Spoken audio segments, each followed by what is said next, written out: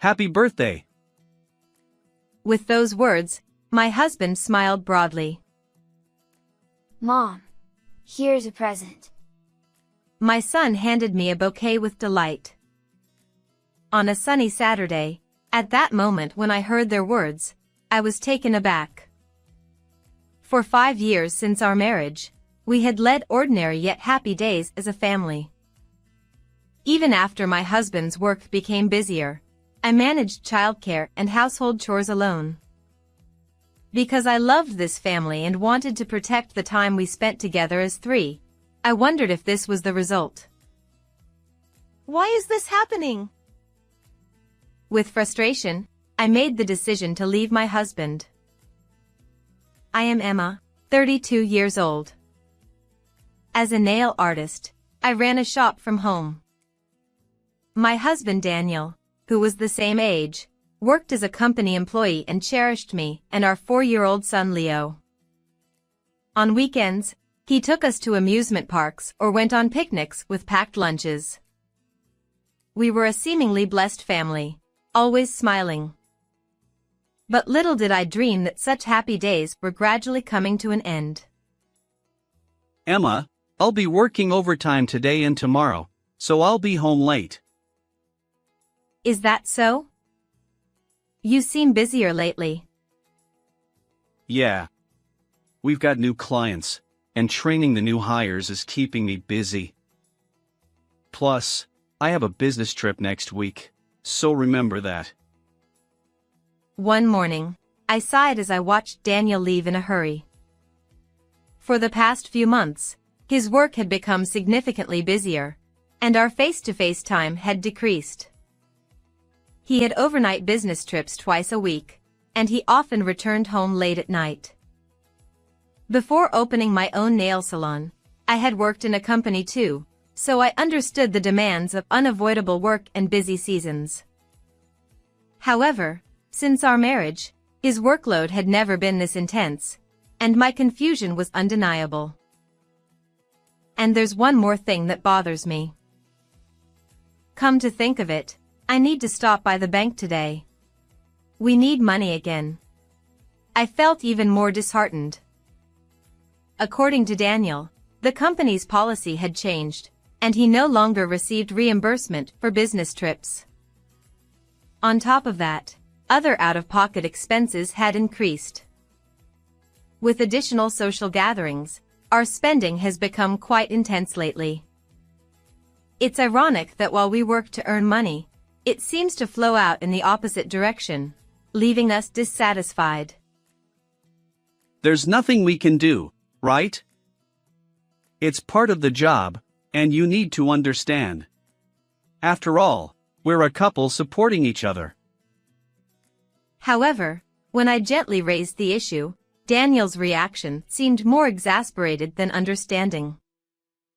Despite this internal turmoil, I tried to convince myself to manage our finances diligently.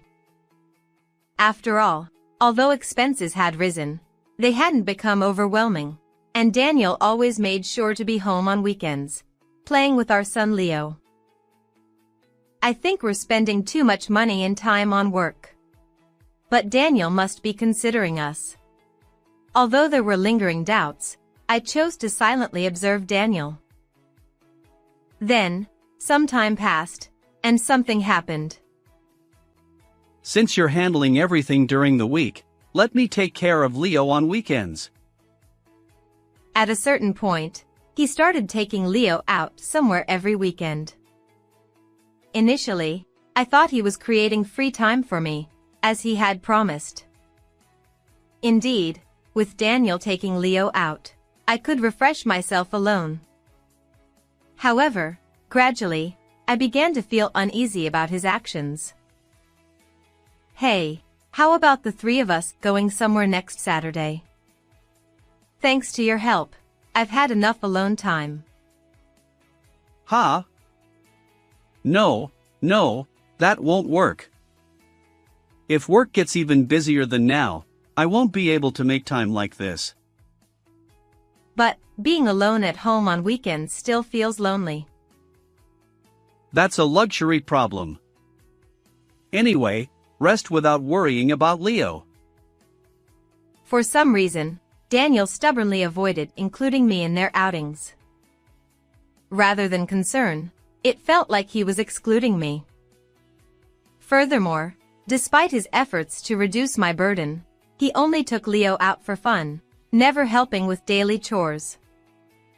When I gently advised him, You want me to do more? That's being selfish. I ended up receiving a reprimand instead. While I had supported Daniel all along, I couldn't help but feel bothered by this situation. Could he be hiding something? Not long after that, on a Saturday, something happened. On this day, Daniel and Leo had gone out somewhere together, leaving me at home, absent-mindedly watching TV. Suddenly, my phone rang, catching me off guard. Hello. Emma, do you have any plans today? The moment I heard that voice, my previously downcast heart brightened. The caller was Ms. Smith, a 42-year-old woman. She had been my most loyal customer since my apprentice days as a nail artist. Despite our long association, she still appreciated my skills and continued to visit my salon. Our relationship went beyond that of a client and employee. We had become quite close. It's sudden, but I have an important commitment tomorrow. If it's okay, I'd like to request a nail appointment. Of course. Would it be all right if I come to your home as usual? That would be great. Thank you as always. After ending the call, I quickly gathered my work tools and headed to her house by car. Although I primarily operated my salon from home, I occasionally provided on-site services for clients. I'm looking forward to meeting Ms. Smith. With excitement, I set off for work. However, as I stepped out of the car toward the entrance of her apartment building, an unexpected event unfolded. What is that? At that moment, I looked up toward the nearby park, drawn by cheerful voices, and witnessed an unbelievable scene. Happy birthday! Mom, here's a present. There they were, Daniel and Leo, merrily laughing alongside a woman I didn't recognize, who was being called Mom. The woman, having received flowers from Leo, smiled naturally and affectionately patted his head. What shocked me even more was that Daniel didn't intervene. Instead, he proudly watched their interaction. This can't be true. Why would this happen? As darkness closed in before my eyes, a part of me remained oddly calm, recalling everything that had led up to this moment. It must be infidelity. The sudden increase in business trips and overtime, the financial strain, Daniel excluding me from outings with Leo, and now this woman being addressed as Mom. Each piece of information was more than enough to convince me that Daniel had betrayed me. Before they noticed, I secretly captured their image in a photo and headed to Ms. Smith's apartment, my mind in turmoil. Honestly, I wasn't sure if I could perform my job effectively in this state, but I couldn't neglect such an important client. Yet, it seemed Ms. Smith knew me better than I thought. Oh. You seem a bit down. Has something happened? Although I tried to maintain composure, the moment we began the nail session, she looked at me with a concerned expression and asked. Unable to hold back, tears welled up in my eyes. Immediately after witnessing the scene, I was in turmoil, but being betrayed by Daniel, whom I loved, was still a significant shock. Tell me what's going on. Maybe I can help. With a calm voice, Ms. Smith encouraged me, and I poured out everything, forgetting about work. As she listened, Her eyes widened in surprise. And from that point on, events took an unexpected turn. A few days later, on a weekday evening, invited to Ms. Smith's apartment, I stood silently with her near the entrance. However, this time, I wasn't there for a nail appointment. Since that day, I had been working with her to devise a way to punish Daniel. When I explained the infidelity to Ms. Smith, I discovered even more shocking facts than I had anticipated. It seems they're back. The moment we heard loud voices from behind the door, Ms. Smith and I rushed out of the entrance. What? Emma! Why are you here? There stood Daniel, looking astonished, and the woman who had been called Mom that day. Both froze, their hands on the door handle, gaping open-mouthed. That's my line. Weren't you supposed to be on a business trip today? No! She's someone from work. But what about Leo? And who is she? Leo is with my parents. Ms. Smith helped me. She's here to expose your affair. My angry voice made Daniel narrow his eyes. After confessing about witnessing the decisive scene that day, Ms. Smith hesitated for a moment and then asked about the woman's appearance.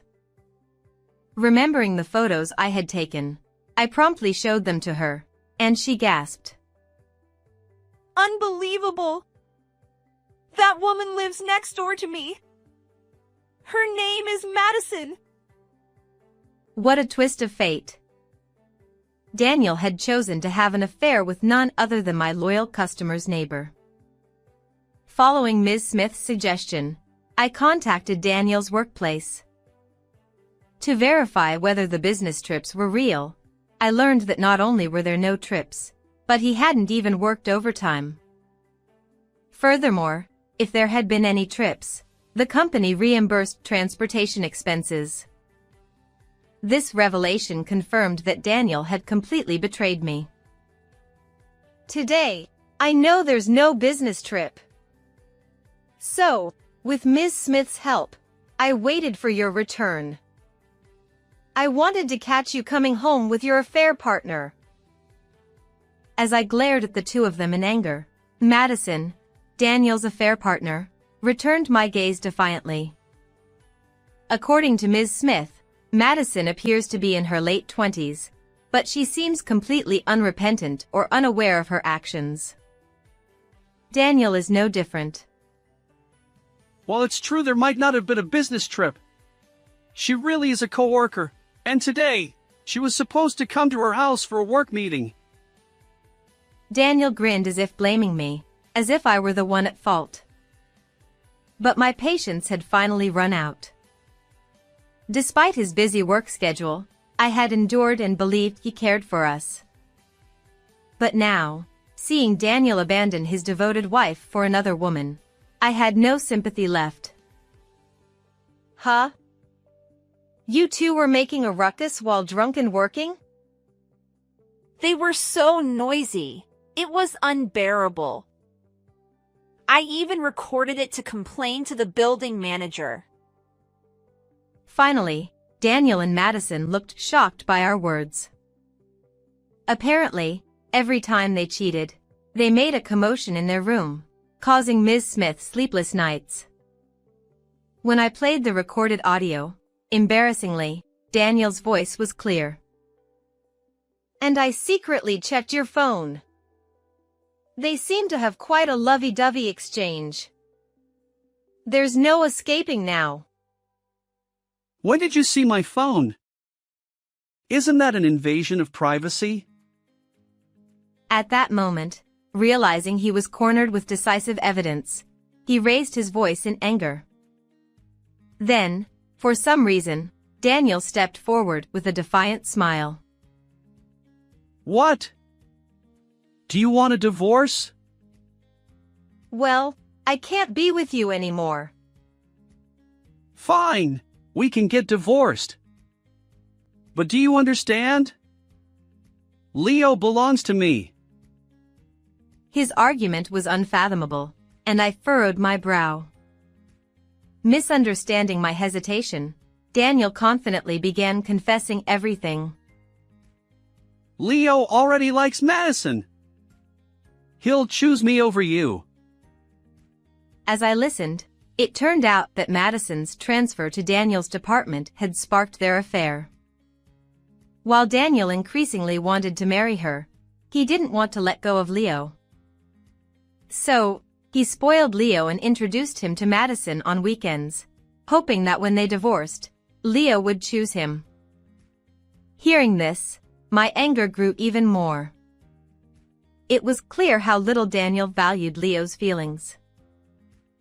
You know, Leo isn't that naive. Huh? What are you saying? He found your outings quite painful. My words left Daniel looking bewildered.